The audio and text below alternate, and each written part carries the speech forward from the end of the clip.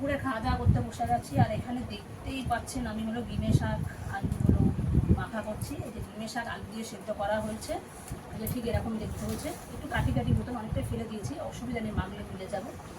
আর এখানে হলো নুন নিয়েছি, কাঁচা লঙ্কা নিয়েছি, আর সর্ষের তেলটা দাম একটু সর্ষের তেল দিয়ে একটু মাখবো।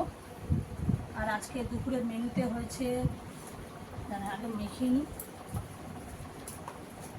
ডিমের শাকটা দিয়ে দিলাম, একদম গুলে গেছে পুরো।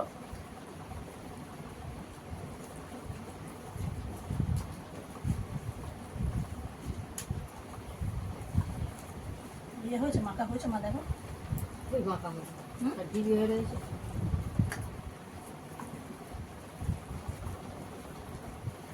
মাখা দেখাচ্ছে এবার, ঠিক আছে।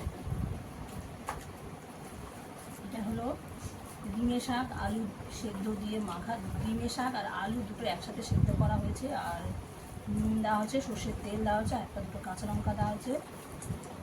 এই মাখাটাগুলো রেডি হয়ে গেছে, এই যে দেখতে এরকম হয়েছে। আর আজকে দুপুরের মেনুতে হয়েছে এই যে এখানে গরম গরম ভাত, আর এই যে এখানে আলু সেদ্ধ, এটা আমার ছেলে খাবে যেহেতু ডাল হয়েছে। আর এখানে ভেন্ডি আলু ভাজা, আর এখানে হয়েছে আমডাল, আর এখানে হলো সোয়াবিন আলু তরকারি, এটা আমার ভাইবু রান্না করেছে। আর এটা হলো টক ডাল।